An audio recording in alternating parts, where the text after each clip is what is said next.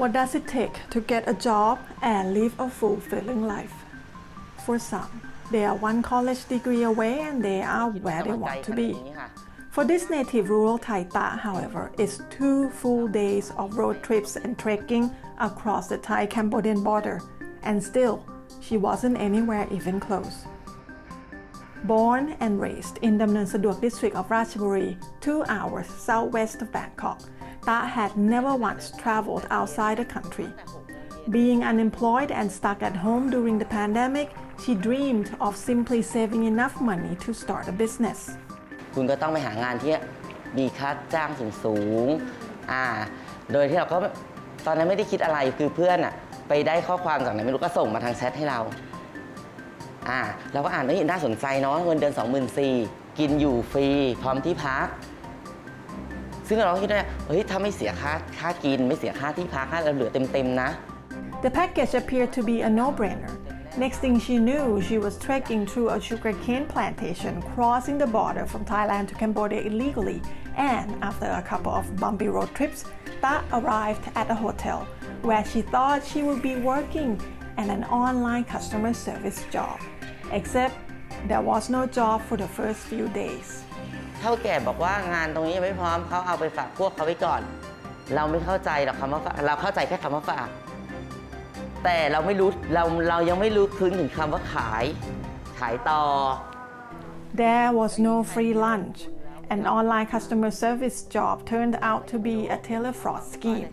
Ta and her colleagues were required to approach targets and try to scam them into investing in stocks on a platform that was just illegitimate.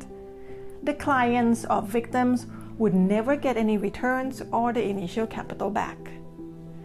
This is one of the many scams operated in the country. The telefraud comes in many forms, which are able to scam the money out of the victims, from phony investment invitations to basic scams, social engineering, or deceiving victims to just wire the money to their bank accounts. The tele scam, or the so-called call center gangs in a Thai context, stole 1.6 billion baht from thousands of people in Thailand last year, many of whom are left penniless, falling victims to the scam. Actually, people on both ends of the phone line are victims of this form of transnational organized crime, where one of them loses their money and the other their freedom. Those trafficked to the ring are left with no choice but to become a scammer, while millions of baht go into the pockets of the ringleaders. Reluctant scam callers are paid a low wage and often fall prey by debt manipulation and ultimately become stuck in forced labor. ก็คือคุณไม่มีวันที่จะได้เห็นเงินคุณที่คุณทำหยุดงานใช่หยุดกันกำหนดคำว่าเกินกำหนดของเขาก็คือเหมือนประมาณว่า3 ครั้งต่อเดือนหรือ4 ครั้งโดยที่คุณจะต้องเสียค่าปรับทั้งหมด 1,000 กับอีก30 ดอลซึ่งเรายังไม่ได้เงินอะไรกันสักบาทตั้งแต่มาอยู่แล้วเราจะเอาที่ไหนไปเสียท่า Those failing to meet the work expectation and are unable to pay the arbitrary fines sometimes became victims of enforced disappearance. People facing this situation, such as Ta and her colleagues, must try to run. They mostly do so by reporting to authorities for deportation. Ta earned a total of only $100 for the scamming job after being there for roughly 6 weeks.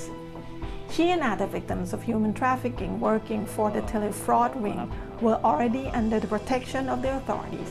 and awaiting repatriation when Thai PBS World interviewed her. คือดีไหมดีตรงที่ว่าพวกหนูไม่ต้องอยู่แบบทาสแล้วเงินไม่ได้ไม่เป็นไร In Thailand, telefraud is making the headlines daily. Sometimes it's sensational, with people coming up with creative ways to beat the scammers at their own game. Other times, it's more dramatic and serious when scammers gain millions of baht at the expense of someone somewhere. Thai police are attempting to tackle this type of crime, not only to prevent fraud, but also to rescue human trafficking victims. Since October last year, approximately 1,000 people have been rescued from the ring in Cambodia. Not everyone rescued got to return home though. คนไหนเนี่ยที่ตั้งใจนะครับออกไปนอกราชอาณาจักรไปทำงานนอกราชอาณาจักรกับส่วนที่ ถูกหลอกไปนะครับต้องมาคัดแยกให้ชัดเจนนะครับในส่วนที่ตั้งใจไปนะครับเราก็ต้องดำเนินคดี The Thai Police Chief Suwat Jang Yot Suk visited Cambodia last month to discuss the issue with his Cambodian counterpart. Both Thai and Cambodian police are currently collaborating to crack down all the tele-fraud rings involving Thai citizens, vowing to reduce them down to zero. Meanwhile, victims of human trafficking who were hopeful the job in the neighboring country might lead their life somewhere are already back at ground zero. ถ้ามีคนชวนมาทำงานแอดมินอีกมา ไม่ ไม่มาแล้วแน่ ไม่และจะบอกด้วยว่ามันไม่มีอะไรที่ได้มาง่ายๆเลยในโลกนี้ ทุลิปนาคสมภพเปล่า ชลันลักษณ์ จันทร์วันเพ็ญ ไทย PBS World